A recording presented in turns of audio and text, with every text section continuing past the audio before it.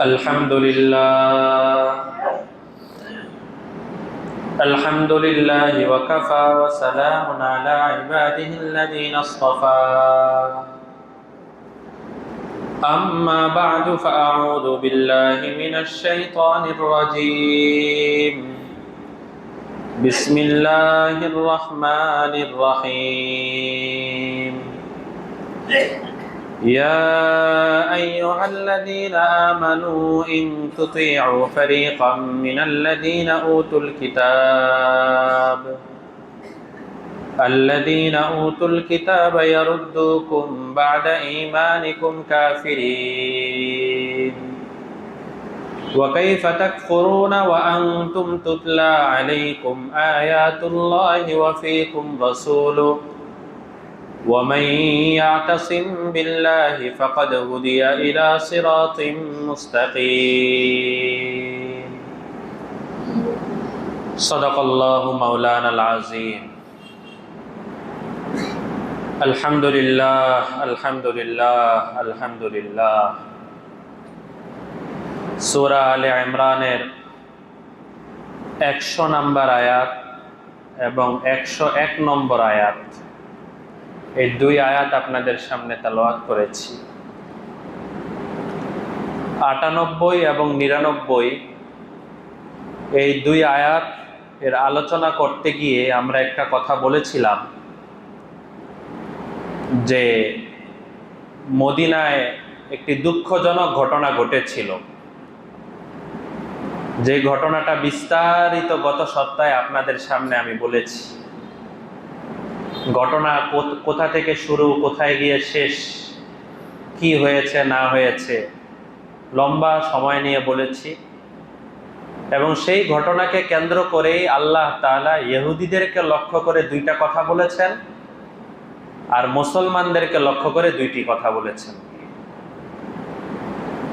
সংক্ষেপে শেষ ঘটনার শেষ অংশ, যেটা বোঝার জন্য আজকের আয়াত বোঝার জন্য ঘটনার যে অংশটা বোঝা দরকার সেটা বলি।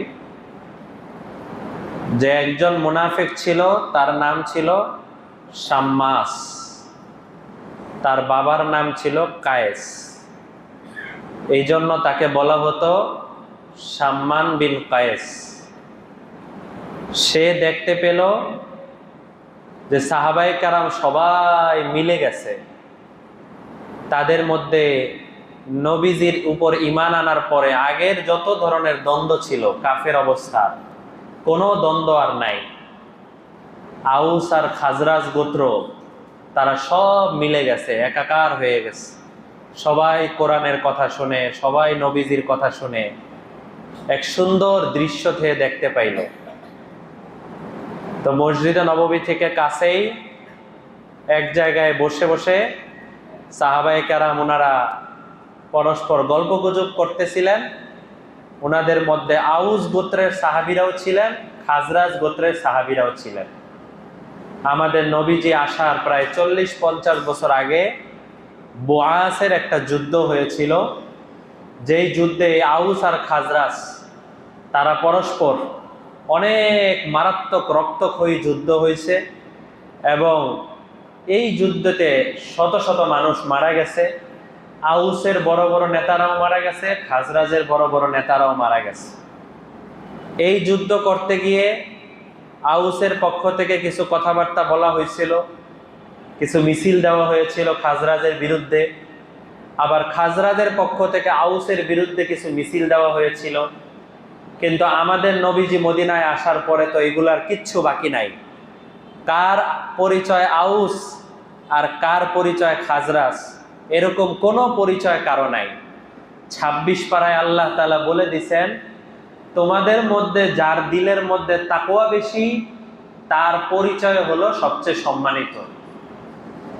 আর যার দিলের মধ্যে তাকওয়া নাই, সে যতই বড় গোষ্ঠীর হোক না কেন, সেই মানুষের পরিচয় যত বড়ই হোক না কেন, সে আসলে সম্মানিত না। তো যখন এই শাম্মাস বিন কায়েস এই মুনাফিক দেখতে পেল যে আউস আর খাজরাজ দুই দল মিলে গেছে, সাহাবায়ে কেরাম পরস্পর সবাই কোরআনের কথা শুনে, সবাই নবীজির কথা শুনে, এখন দেখি আউস আর খাজরাজ একসাথে বসে বসে গল্পগুজব করতেছে। এত মিল! এটা সম্ভব? যাদের হইল ছায়াও দেখতে পারতো না, বছর শত বছরের বেশি যুদ্ধ হয়েছে, আর লাস্ট যুদ্ধ যেটা বোয়াসের যুদ্ধ, এরপর থেকে তো লাগাতার ভাবে যুদ্ধ চলতেছিল, ছোটখাটো ছোটখাটো যুদ্ধ। তারা এইভাবে মিলে যাবে, এটা ওনার কাছে ভালো লাগে নাই, এই শাম্মাসের কাছে ভালো লাগে না। মানুষের মিল দেখতে পেলে অনেকের কাছে কিন্তু ভালো লাগে না। ওরা দুইজন মিলে গেল, এটা কেমন কথা? তো শাম্মাস গিয়ে আউসের পক্ষ থেকে খাজরাজের বিরুদ্ধে যে মিছিলে যে কথাগুলো বলা হয়েছিল সেই 40 বছর আগে, ওই কথাগুলো সে গিয়ে বলা শুরু করে দিল। আবার খাজরাজের পক্ষ থেকে আউসের বিরুদ্ধে যত মিছিল করা হয়েছিল এই সব কথাগুলো সে বলা শুরু করে দিল। এক পর্যায়ে সাহাবায়ে কেরাম তো মানুষ ছিলেন, ওনাদের মধ্যে সেই আগের আউস আর খাজরাজ থাকা অবস্থায় যে একটা পরস্পর দ্বন্দ্ব ছিল, ওই দ্বন্দ্বটা এমন ভাবে মাথাচাড়া দিল যে মুহূর্তের মধ্যে ওনারা একজন আরেকজনের তীর তাক করে ফেলছেন। সাহাবী যে ওনারা যে সবাই নবীজির উম্মত, এই জিনিস মনে হয় যেন ভুলেই গেছেন। তীর তাক করে ফেলছেন যে আমি তোমাকে মেরে ফেলবো, সেই আগের কথা মনে পড়ে গেছে। তোমার হাতে বা তোমার বাপদাদাদের হাতে আমাদের বাপদাদা মারা গেছে, আমাদের বাপদাদাদের হাতে তোমাদের বাপদাদা মারা গেছে। এই সমস্ত কথাবার্তাগুলো মনে করে করে তারা তীর তাক করে ফেলছে। আমাদের নবীজি সাল্লাল্লাহু আলাইহি ওয়াসাল্লাম এই সংবাদ শুনে আসলেন। আসার পরে একটা কথাই বললেন যে তোমরা কি এখন আবার সেই জাহিলি যুগে ফিরত যেতে চাও, অথচ আমি নবী এখনো তোমাদের মাঝে উপস্থিত আছি? এতটুকু কথা বলার সাথে সাথে সাহাবায়ে কেরাম নিজেদের মধ্যে যা আছে সব বাদ দিয়ে পরস্পর একজন আরেকজনের গলা মিলায়ে ফেলছে। তো গত সপ্তাহে এই ঘটনার শুরু কোথা থেকে শুরু হয়েছিল এটা আপনাদেরকে বলছি, এবং শেষে গিয়ে কি হয়েছে এটাও বলছি। ওই বিষয়ে আর আলোচনা আজকে বলতে যাব না। তো এই ঘটনাকে কেন্দ্র করে আল্লাহ তাআলা মোট 4টি আয়াত নাজিল করেছেন। কয়টি আয়াত? 4টি। এর মধ্যে 1 নাম্বার, প্রথম 2টি আয়াত হলো ওই শাম্মাস বিন কায়েস যে, ওকে লক্ষ্য করে আল্লাহ তাআলা বলছেন, গত সপ্তাহে তাফসীর হয়েছে যে তোমরা জানো যে ইসলাম সত্য ধর্ম, তুমি জানো যে ইসলাম সত্য ধর্ম, তারপরও মুসলমানদের ভিতরে তুমি কেন দ্বন্দ্ব লাগানোর জন্য এত চেষ্টা করো? তোমার ভিতরে কি আল্লাহর ভয় নাই? তোমার ভিতরে কি আল্লাহর ডর নাই? তো এই কথাটা যদিও আল্লাহ তাআলা শাম্মাস বিন কায়েসকে বলছেন লক্ষ্য করে, কিন্তু আসলে শুধু শাম্মাস যদি উদ্দেশ্য হতো তাহলে 1400 বছর ধরে কোরআনের মধ্যে আয়াত ঢোকানোর দরকার ছিল না। এই কথা কি শুধু শাম্মাসকে বলছেন? আমাদের সবাইকে আল্লাহ তাআলা বলেছেন। মুসলমানের মধ্যে যদি মিল দেখা যায়, মহব্বত দেখা যায়, আরো খুশি হওয়া উচিত, আরো আনন্দিত হওয়া উচিত। দেখা যায় মুসলমানদের মধ্যে মিল দেখলে অনেকের কাছে আরো খারাপ লাগে। কেমনে তার বিরুদ্ধে কিছু বলা যায়, কেমনে তাকে একটু খোঁচা দেওয়া যায়, কেমনে তাদের মধ্যে ঝগড়া লাগানো যায়, এটার জন্য হালকা হালকা কিছু খোঁচা খোঁচা কথা দিয়ে তাদের মধ্যে দ্বন্দ্ব লাগায় দেয়। তো এই সমস্ত কাজ করা, এদেরকে বলা হয় মাশাউম বিন নামিমা, যারা হলো মানুষদের মধ্যে দ্বন্দ্ব লাগানোর জন্য, মানুষদের মধ্যে কোনো ঝামেলা লাগানোর জন্য সে বহু আগের কথা, 20-30 বছর আগের কথা টেনে এরপরে মানুষদের মধ্যে দ্বন্দ্ব লাগিয়ে সবার শান্তি নষ্ট করে দেয়। আল্লাহ তাআলা, আল্লাহ রাসূল এদের ব্যাপারে বলেছেন যে এরা জান্নাতে প্রবেশ করবে না, কারণ এদের সামান্য সামান্য এই সমস্ত খোঁচার কারণে, একটু প্যাচ লাগানোর কারণে মুসলমানদের ভ্রাতৃত্ব নষ্ট হয়ে যায়। এই জিনিসটা বড় মারাত্মক খারাপ কাজ। এই তাফসির করতে গিয়ে আমি প্রসঙ্গক্রমে এটাও বলেছিলাম যে বর্তমানে ইউটিউব, ফেসবুক এগুলোর মধ্যে দেখা যায় কারো নামে কারো কোনো কিছু, একটা কিছু পাইলেই সেটা ছড়িয়ে দেওয়া, সেটা প্রচার করতে থাকা, কোনো দোষ পাইলে সেটা প্রচার করতে থাকা, শেয়ার দিতে থাকা লাইক কমেন্টের মাধ্যমে, যাতে করে এরা দুইজন বা এরা এরা এরা নিজেরা কোনোভাবে মিলতে না পারে। এই জন্য যা যা করা দরকার সব কিছু করার জন্য দেখা যায় এক ধরনের মানুষ এই অনলাইনকে ব্যবহার করে। একজন আছেন ঢাকায়, আরেকজন আছেন চট্টগ্রাম, দুইজনের মধ্যে তেমন কোনো কথাবার্তা নাই, কিচ্ছু নাই, কিছুই নাই, কিন্তু একজনের কথাকে আরেকজনের কথার সাথে সে হয়তো কোনো উদ্দেশ্যও নেয় নাই। বিশেষ করে আলেমদের ব্যাপারে এই জিনিসটা আরো বেশি হয়। দেখা যায় একজন আলেম কোরআনের তাফসির করতে গিয়ে একটা আলোচনা করেছেন। এখন কোরআনের তাফসিরের আলোচনা করতে গেলে কিন্তু এমন হবেই যে এই রোগে যারা রোগী তাদের বিরুদ্ধে যাবেই, আবার যারা সুস্থ তাদের পক্ষে থাকবে, এমনকি স্বয়ং যে তাফসির করে তারও বিরুদ্ধে যাবে। তার মধ্যে আমল নাই এমন জিনিসও তার তাফসির করতে হবে, কারণ কোরআনের তাফসির এটা সীমাবদ্ধ, এটা আয়াত নির্বাচিত, এই আয়াত অনুযায়ী কথা বলতেই হবে, অন্যদিকে কথা তো বলা যাবে না। যেহেতু আয়াতের উপরে থাকা হবে, তখন দেখা যায় কিছু কথা বলা হয়েছে, এখন কারো টার্গেট নেওয়া হয় নাই, কাউকে কোনো উদ্দেশ্য নেওয়া হয় নাই, কিচ্ছু করা হয় নাই, কিন্তু দেখা যায় যে অমুকের বিরুদ্ধে অমুক বলেছে। আসলে এরকম তার নিজের জীবনেও কোনো উদ্দেশ্য ছিল না।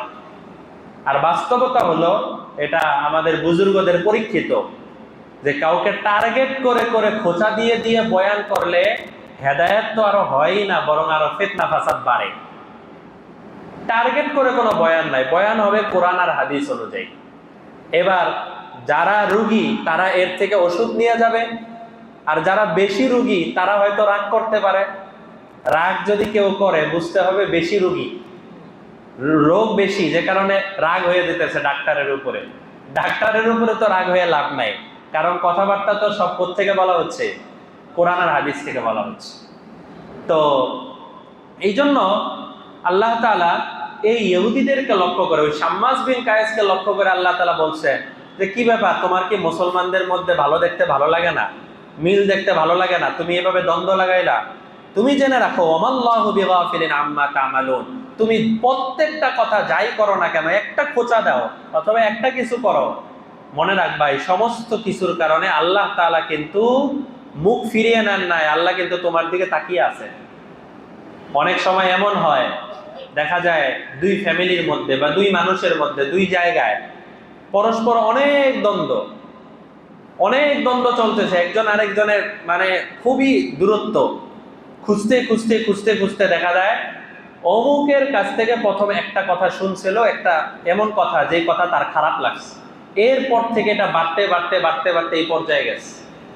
তাহলে যদিও বর্তমানে এরা দুইজন দ্বন্দ্ব করতেছে, কিন্তু যারা এই দ্বন্দ্ব লাগানোর পিছনে মুখ লাকড়ির কাজ করছে আগুন লাগানোর জন্য, তাদের কিন্তু গুনাহ আরো বেশি হবে। কিন্তু শাম্মাস বিন কায়েসের মতো অবস্থা, সে কবিতা পড়ে দিয়ে সে চলে গেছে, সে দুই দলের মিছিলে যা যা বলা হয়েছিল, সেই মিছিলে যা যা হয়েছে এই কবিতা পড়ে দিয়ে সে চলে গেছে। এদিক দিয়ে সাহাবায়ে কেরাম তো নিজেরা তীর হাতে নিয়ে ফেলছে। তো এই বিষয়ে আল্লাহ তাআলা প্রথমে ৯৮ আর ৯৯ নম্বর আয়াত, এই দুই আয়াতে আল্লাহ তাআলা এই বিষয়ে আলোচনা করেছে। আজকে যে ১০০ নম্বর আয়াত তেলাওয়াত করেছি, এই আয়াত আল্লাহ তাআলা মুমিনদেরকে লক্ষ্য করে বলেছেন। খেয়াল করার মতো বিষয়, ৯৮ আর ৯৯ নম্বর আয়াতে শাম্মাস বিন কায়েসকে লক্ষ্য করে আল্লাহ যখন কথা বলেছেন, তখন আল্লাহ আমাদের নবীজিকে লক্ষ্য করে বলেছেন উল। দোনো আয়াতের শুরুতে আছে উল, উল ইয়া আহলাল কিতাব, উল ইয়া আহলাল কিতাব, মানে হে নবী আপনি ওই আহলে কিতাবদেরকে বলে দেন, শাম্মাস বিন কায়েসকে বলে দেন, অন্যদেরকে বলে দেন। কিন্তু মুমিনদেরকে যখন আল্লাহ তাআলা বলতেছেন, তখন আর নবীজিকে মাঝখানে রাখেন নাই, আল্লাহ নিজে সরাসরি মুমিনদেরকে খেতাব করছেন। আল্লাহ বলছেন হে আমার মুমিন বান্দারা। এর দ্বারাও বোঝা যায় কেউ যদি মুসলমান হয়ে মুনাফিক থাকে, তাহলে আল্লাহ তাআলা তার সাথে কথা বলা পছন্দ করেন না, আল্লাহ তাআলা তাকে দূরে সরায় দেন, সে রহমত থেকে অনেক দূরে থাকে। এজন্য মুনাফিক হওয়া বা ভিতরটাকে ঠিক না করা এটা বড় মারাত্মক জিনিস। ইখলাসকে ঠিক না করা, নিজের ভিতর আর বাহির। আমাদের নবীজি রাতের বেলা দোয়া করতেছেন, হযরত আয়েশা রাদিয়াল্লাহু তাআলা আনহার আবার অভ্যাস ছিল সব সময় আমাদের নবীজি যেই আমল করত, হযরত আয়েশা ওইটাকে পুরা রেকর্ডের মতো মুখস্থ করে ফেলতেন। বয়স কম ছিল তো, জেহেন অনেক ভালো ছিল, অনেক তীক্ষ্ণ জেহেন ছিল, একদম শব্দ শব্দ মুখস্থ করে ফেলতেন আমাদের নবীজি কি বলতেছেন। একদিন উনি খেয়াল করেন, আমাদের নবীজি আল্লাহর কাছে বলতেছেন, আল্লাহুম্মা জাআল সারিরাতি খায়রাম মিন আলানিয়াতি ওয়াজআল আলানিয়াতি সালিহা। হে আল্লাহ, আমার বাহিরটাকে আপনি যতটা সুন্দর বানাইছেন, আমার ভিতরটাকে আপনি তার চাইতেও সুন্দর বানায়া দেন। আমাদের নবীজি আল্লাহর কাছে বলতেছে। আমাদের নবীজি ভিতরটা কি সুন্দর ছিল না? কত সুন্দর ছিল, তুলনা হয়? আমাদের সবাই মিলে ওই পর্যন্ত যেতে পারবো? আমাদের নবীজি কত সুন্দর ছিলেন, তার ভিতরটা কত পরিষ্কার ছিল। উনি বলতেছেন, আল্লাহ আমার বাহিরটা যতটা সুন্দর বানাইছেন, আমার ভিতরটা তার চেয়েও সুন্দর বানায় দেন, আর আমার বাহিরটাকে একদম নেক বানায় দেন, সুন্দর বানায় দেন। আল্লাহ রসুল এই দোয়া করতেছেন। তো এই জন্য যে ভিতরে অন্য কিছু লালন করা, ভিতরে মুনাফিকি অভ্যাস রাখা, এটা কিন্তু বড় খারাপ।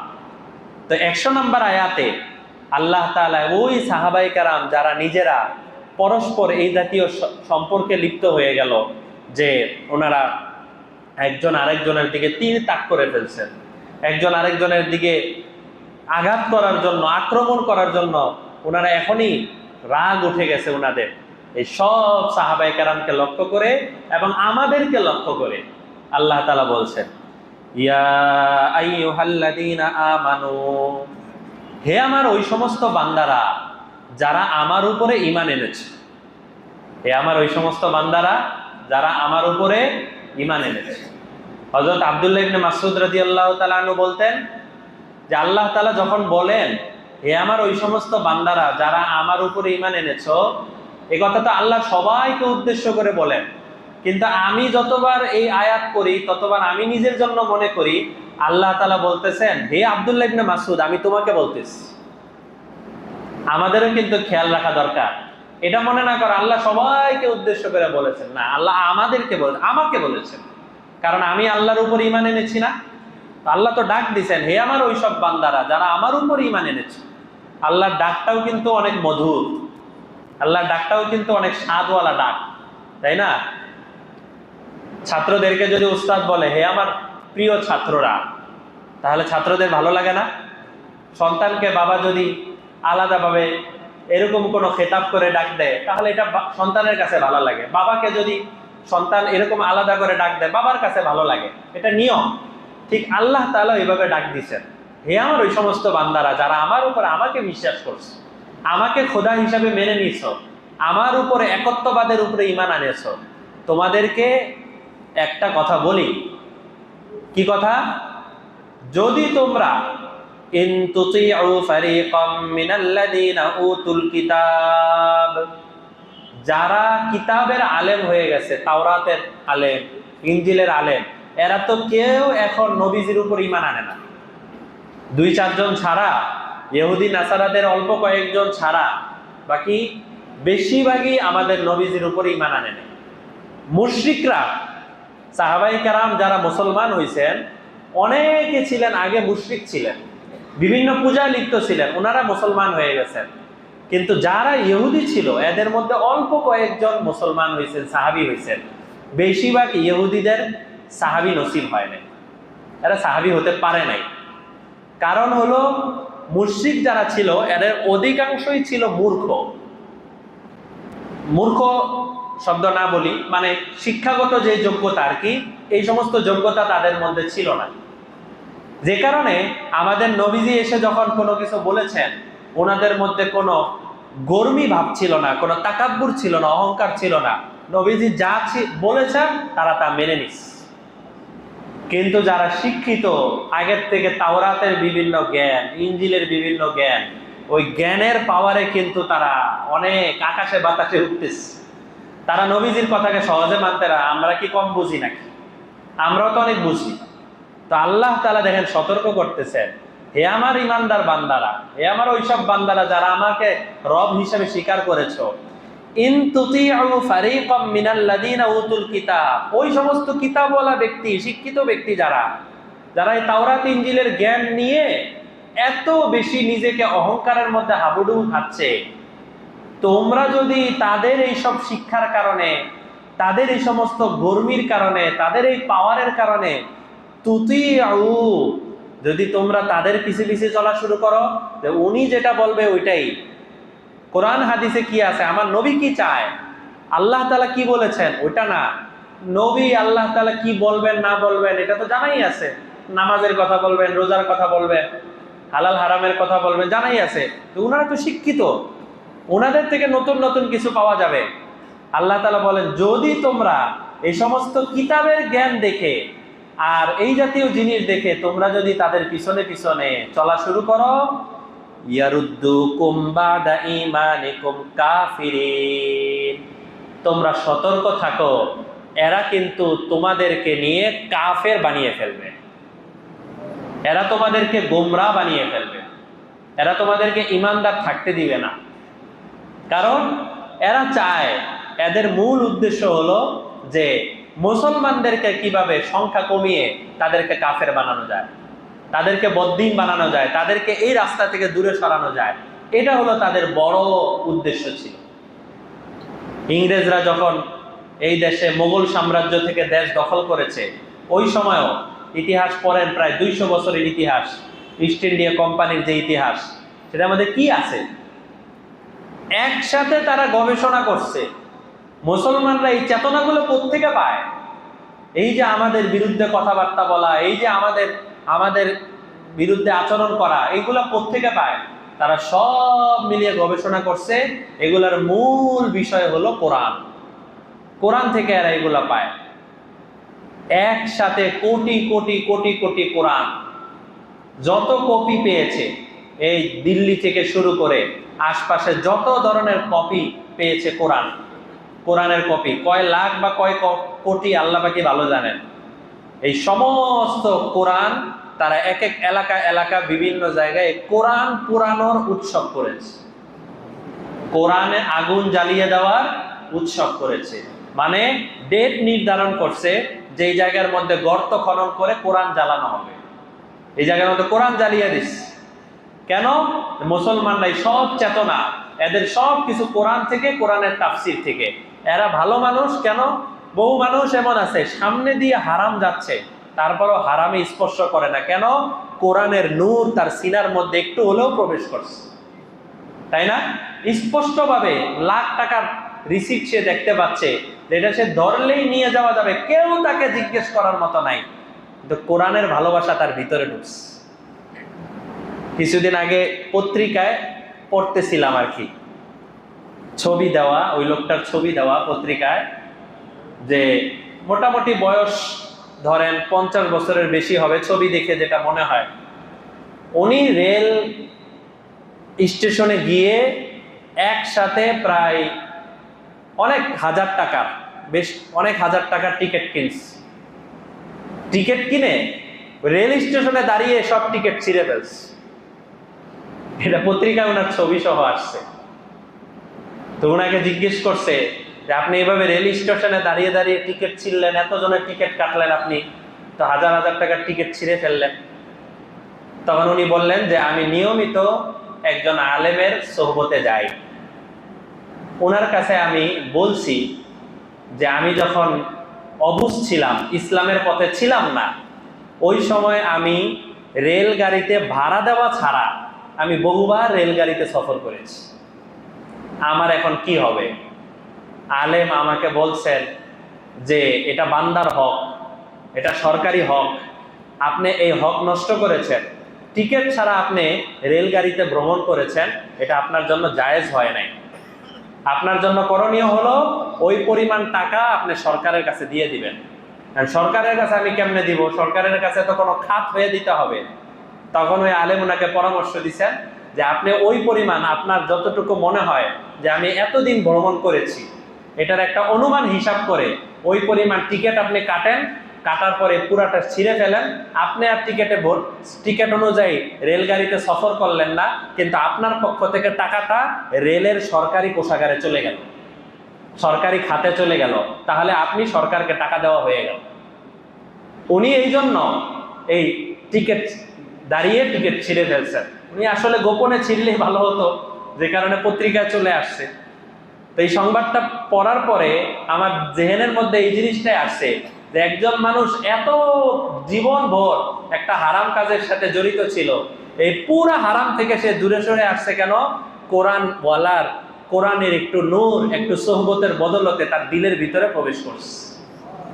কিন্তু যদি এই কোরআন ওয়ালাদের পিছনে না থেকে, তাদের সোহবতে না থেকে, যদি এই মানুষটা, এই 50 বছরের মানুষটাই যদি উনি ওই সমস্ত মানুষদের পিছনে পিছনে চলতেন যাদেরকে মনে হয় যে ওনারা তো অনেক শিক্ষিত, ওনারা অনেক ভালো বুঝেন, মৌলভী সাহেবরা কি বুঝে, এর চেয়ে ওনাদের পিছনে চলতেন, এই বেচারা হয়তো মৃত্যু পর্যন্ত ওই টিকিট ছাড়াই ট্রেনে ভ্রমণ করত, তাই না?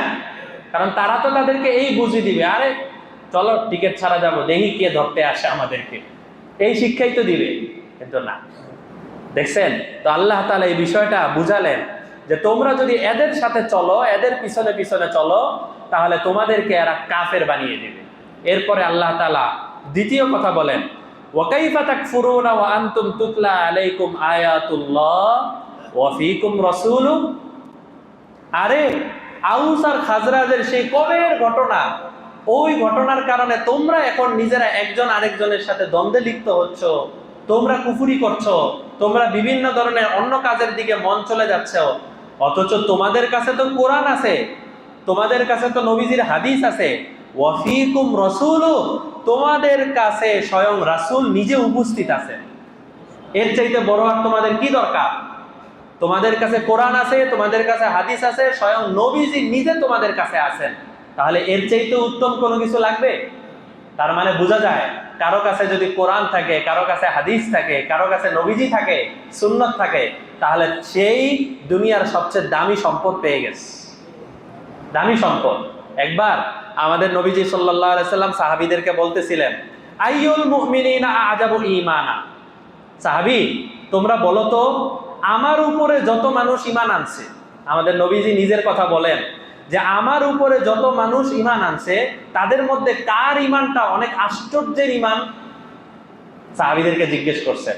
সাহাবায়ে কেরাম বললেন, আল মালাইকা, ফেরেশতারা যে আপনার উপরে ঈমান এনেছে এটা সবচেয়ে আশ্চর্যের, কারণ ফেরেশতারা এদের জাহান্নামেও জ্বলতে হবে না, জান্নাতেও যেতে হবে না, এদের কোনো শাস্তিও নাই, এদের কোনো আরামও নাই, তো তা সত্ত্বেও এরা আপনার উপর ঈমান এনেছে, এটা তো অনেক আশ্চর্য। নবীজি বললেন, আরে এরা নিয়মিত ওহী নিয়ে আমার কাছে আসতেছে, তো এদের জানা আছে না যে আমি নবী, তাহলে তো এরা ঈমান আনবেই, এটা আশ্চর্যের না। সাহাবায়ে কেরাম বললেন, তাহলে আমরা যে আপনার উপর ঈমান এনেছি, আমাদের ঈমানটা আশ্চর্য। নবীজি বললেন, আমি তো তোমাদের সামনে উপস্থিত, তোমরা তো আমাকে দেখতেছো, আমার জীবন দেখতেছো, আমার পারিবারিক দেখতেছো, সাংসারিক দেখতেছো, আমার সব কিছু দেখতেছো, তো আমাকে দেখে দেখে তোমরা ঈমান আনতেছো, তাহলে এটাও বেশি আশ্চর্যের না। সাহাবায়ে কেরাম বললেন, তাহলে কোন ঈমান আশ্চর্যের? ফেরেশতাদের ঈমানও আশ্চর্যের না, আমাদের ঈমানও আশ্চর্যের না। নবীজি বললেন, কওমুন, একটা জাতি আসবে যারা আমি মারা যাওয়ার পরে ধাপে ধাপে ধাপে ধাপে দুনিয়াতে আসবে, আমার একটা বাণীর সামনে তারা নিজেদের মাথা নত করে দিবে, তাদের ঈমান হলো সবচেয়ে আশ্চর্যের ঈমান। আজ থেকে এত বছর আগে নবীজি আমাদের কথা বলে গেছেন। আপনারা যে নবীজির একটা কথা শুনে, নবীজি হাদিসে এটা বলেছেন, এইটা কথা শুনে বাস অন্য সব কিছু বাদ দিয়ে দিচ্ছেন, নবীজির কাছে এদের ঈমানই হলো সবচেয়ে আশ্চর্যের ঈমান। আল্লাহ তাআলা এখানে বলেন যে তোমরা কেন এখন অন্যদিকে যাচ্ছ? তোমাদের কাছে কোরআন আছে, আয়াতুল্লাহ, আল্লাহর আয়াত আছে, তোমাদের কাছে স্বয়ং নবীজি আছেন, তোমরা এখন অন্যদিকে যাও, অন্য অন্য জিনিসের পিছনে পড়ো। সেই বাইতুল মুকাদ্দাস ফিলিস্তিন ইহুদিদের দখলে, অনেক যুদ্ধ হয়েছে, লাস্টে ইহুদিরা বলছে যে আমরা বাইতুল মুকাদ্দাসের চাবি ফিলিস্তিন থেকে আমরা চাবিটা মুসলমানদের হাতে দিয়ে দিব, তবে শর্ত হলো মুসলমানদের যেই লোক নেতা আছে, একদম মূল নেতা আমিরুল মুমিনিন, যে সে নিজে ফিলিস্তিনে আসতে হবে, সে যদি না আসে তাহলে আমরা চাবি দিব না। 3টা শর্ত দিছিল, লম্বা আলোচনা।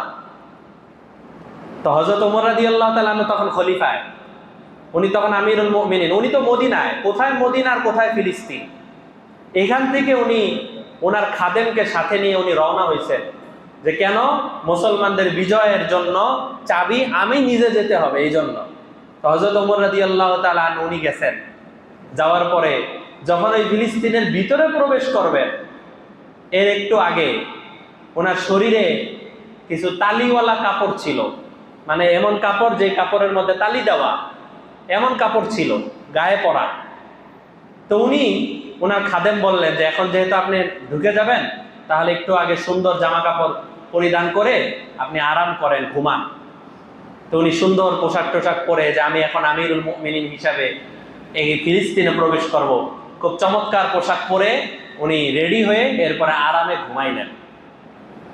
হুজুর আকরাম সাল্লাল্লাহু আলাইহি ওয়াসাল্লামকে তিনি স্বপ্নে দেখতে পাইলেন। হযরত ওমর রাদিয়াল্লাহু তাআলা আনহু, নবীজি বলতেছেন, ওমর তোমার ইজ্জত কি এখন জামা কাপড়ের ভিতরে চলে গেল? তোমার ইজ্জত কি এখন জামা কাপড়ে? হযরত ওমর ঘুম থেকে জাগছেন, জাগার পরে আবার ওই তালিযুক্তওয়ালা কাপড় উনি গায়ে দিছেন। আর একটা কথা বলছিলেন, নাহনু কওমুন আ'আজ্জানাল্লাহু বিল ইসলাম, আমরা হলাম এমন এক কওম, এমন এক জাতি, আল্লাহ আমাদেরকে ইসলাম দিছেন, এটাই আমার জন্য সবচেয়ে সম্মানের। আমার কাপড় চোপড়ে কোনো সম্মান নাই। উনি পরে ওই তালিওয়ালা কাপড় চোপড় পরে উনি ওর ভিতরে প্রবেশ করছেন। সেই ঘটনা মনে হয় আগেও আপনাদেরকে বলেছিলাম যে সাথে সাথে ইহুদিরা আসছে, আসার পরে হযরত ওমরের জামা দেখে 1 2 3 4 5 6 7 8 গুনতেছে। গণার পরে বলতেছে, আপনি মুসলমানদের আমির হতে পারেন না, আপনার হাতে আমরা চাবি দিব না। হযরত ওমর বললেন, কেন? বললেন, আমরা তাওরাত কিতাবের মধ্যে পড়ছি বাইতুল মুকাদ্দাস এক সময় বিজয় হবে, মুসলমানদের হাতে যাবে, ওই সময় যেই লোকটা চাবি নেওয়ার জন্য আসবে তার শরীরে 13টা তালি থাকবে। আপনার শরীরে তো আমরা 12টা তালি দেখতে পাচ্ছি। হযরত ওমর রাদিয়াল্লাহু তাআলা আনহু হাত উঠায় দিলেন, দেখা গেল বগলের নিচে আরেকটা তালি লাগানো আছে। 13টা তালি দেখায়া এরপরে উনি চাবি বুঝে নিছেন, আর বাইতুল মুকাদ্দাসের চাবি উনি হাতে বুঝিয়ে মুসলমানদের হাতে দিয়ে দিচ্ছেন। আজকে সেই ফিলিস্তিনে বাইতুল মুকাদ্দাস আবারও ইহুদিদের দখলে। আল্লাহ যেন আবার মুসলমানদের হাতে ফিরায় দেন, পরিপূর্ণভাবে ফিরায় দেন। তো আল্লাহ তাআলা এখানে এটাই বললেন, ওমাই ইয়াতাসিম বিল্লাহ, তোমাদের কাছে রাসূল আছে, কোরআনের আয়াত আছে, তোমরা যদি আমি আল্লাহকে মজবুত ভাবে আঁকড়ে ধরতে পারো, ইয়াতাসিম মজবুত ভাবে আঁকড়ে ধরা আল্লাহ তাআলাকে, আল্লাহর বিধানকে, আল্লাহর হুকুমকে, ফাকাদ হুদিয়া ইলা সিরাতিম মুস্তাকিম, আল্লাহর বিধানকে যদি মজবুত ভাবে ধরতে পারো তাহলে জেনে রাখো তোমরাই সিরাতে মুস্তাকিমে সোজা জান্নাতে চলে যাওয়া। আর আল্লাহর বিধান বাদ দিয়ে অন্য অমুক তমুক এই সেই কত ধরনের আদর্শ যে এখন আবিষ্কার হচ্ছে দিনে দিনে, আল্লাহ এবং তার রাসূলকে বাদ দিয়ে এটা ভালো, এটা ভালো, এটা ভালো, এটা ভালো। আমাদের এটা মনের মধ্যে বসিয়ে নেওয়া উচিত, কোরআন হাদিসের চাইতে উত্তম কোনো জিনিস আর হতেই পারে না। এটা রাষ্ট্রীয় বিষয় হোক, সমাজের বিষয় হোক, ব্যক্তি বিষয় হোক, যে বিষয় হোক না কেন, কোরআন হাদিসের চাইতে উত্তম আর কোনো কিছু হতে পারে না। আল্লাহ আমাদের সবাইকে এই সহি বুঝ দান করেন এবং আলেম ওলামা, হক্কানি ওলামায়ে কেরামের সোহবতে আমাদেরকে বেশি বেশি থাকার তৌফিক দান করেন। ওয়া আখিরু দাওয়ানা আনিল হামদুলিল্লাহি রাব্বিল আলামিন।